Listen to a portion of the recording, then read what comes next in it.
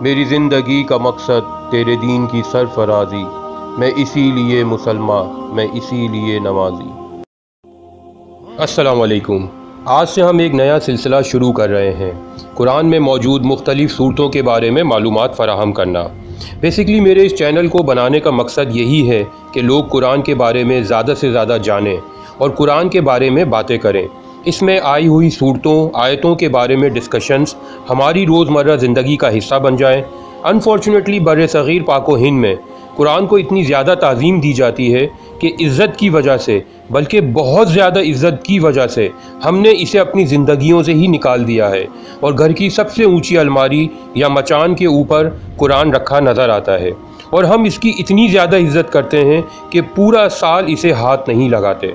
قرآن basically ہماری guidance کے لیے آیا ہے، اس لیے اس کی سب سے پہلی صورت سورہ بقرہ کی یقیناً بہت زیادہ امپورٹنس اور سگنیفیکنس ہوگی۔ ویسے تو قرآن سورہ فاتحہ سے شروع ہوتا ہے، مگر حقیقتاً سورۃ فاتحہ پورے قرآن کی ابتدائیہ صورت ہے، اور یہ قرآن کا اصل مقدمہ پیش کرتی ہے۔ تو عام معنوں میں ہم کہہ سکتے ہیں کہ قرآن کی پہلی باقاعدہ صورت سورہ بقرہ ہے۔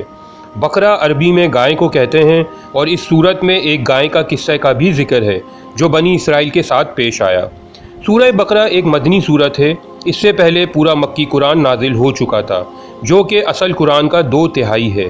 ہم کہہ سکتے ہیں کہ آدھے سے زیادہ قرآن آ چکا تھا، لیکن پھر بھی اللہ پاک نے سورہ بقرہ کو مصحف میں سب سے پہلے رکھا۔ یقیناً اس کے موضوعات میں جو باتیں ڈسکس کی گئی ہیں، ان میں کچھ ایسی بات ضرور ہوگی جو اسے شروع میں رکھا گیا ہے۔ میرا ایک ولاگ قرآن کے مکی اور مدنی صورتوں کے بارے میں بھی ہے، جس میں مدنی صورتوں کو قرآن کے شروع میں رکھنے کی وجہ بتائی گئی ہے۔ لنک ڈسکرپشن میں دیا گیا ہے، اسے ضرور دیکھیے۔ اب ہم واپس آتے ہیں اصل ٹاپک پر، سورہ بقرہ۔ سورہ بقرہ حجم کے لحاظ سے قرآن کی سب سے بڑی صورت ہے، جو تقریباً 2.25 سپاروں پر پھیلی ہوئی ہے۔ ٹوٹل آیتوں کی تعداد 286 ہے، رکوعوں کی تعداد 40 ہے۔ اگر موضوعات کے حساب سے دیکھیں تو اس پوری صورت کو 2 حصوں میں تقسیم کیا گیا ہے۔ شروع کے 18 رکوع، جس میں ڈائریکٹ خطاب یہود سے کیا گیا ہے، یعنی سابقہ امت مسلمہ سے۔ بنی اسرائیل ہم مسلمانوں سے پہلے، حضور پاک صلی اللہ علیہ وسلم کی بعثت سے پہلے امت مسلمہ تھی، جسے سابقہ امت مسلمہ کہتے ہیں۔ حضرت موسیٰ علیہ السلام کے دور سے، جب حضرت موسیٰ بنی اسرائیل کو فرعون کی قید سے نکال کر مصر سے نکلے تھے، اس وقت سے یہ امت وجود میں آئی تھی، اور تقریباً حضرت عیسیٰ علیہ السلام تک سارے نبی بنی اسرائیل کی ہدایت کے لیے ہی بھیجے گئے تھے۔ جبکہ سورہ بقرہ کے آخری 22 رکوع موجودہ امت مسلمہ یعنی امت محمدی سے خطاب کرتے ہوئے آئے ہیں۔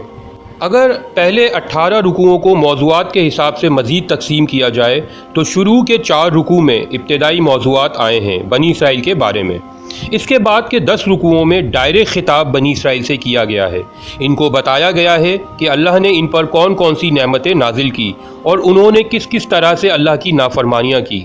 اور آخر کے 4 رکوعوں میں تحویلی مضامین آئے ہیں، جس میں بتایا گیا ہے کہ بنی اسرائیل کو امت مسلمہ کے عہدے سے فارغ کیا جاتا ہے، ان کا قبلہ جسے ہم قبلہ اول کہتے ہیں یعنی مسجد اقصیٰ، اسے بھی تبدیل کیا جا رہا ہے، اور امت مسلمہ کا تاج اب امت محمدی کو دیا جا رہا ہے۔ اس طرح شروع کے 18 رکوعوں کے مضامین ہیں۔ آخر کے 22 رکوعوں میں موجودہ امت مسلمہ یعنی ہم مسلمانوں سے خطاب کیا گیا ہے، جس کا قبلہ ہے خانہ کعبہ۔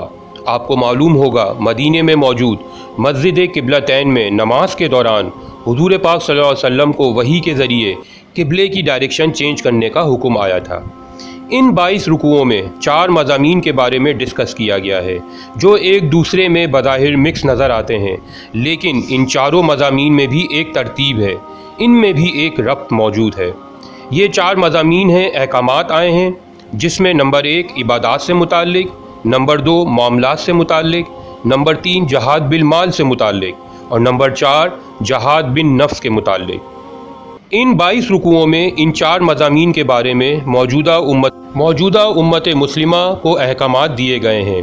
انشاءاللہ آنے والے ولاگز میں سورہ بقرہ کے اہم مضامین اور اس کی ڈیٹیل کو ڈسکس کریں گے۔ کمنٹ میں ضرور بتائیے گا میرا یہ ولاگ آپ کو کیسا لگا۔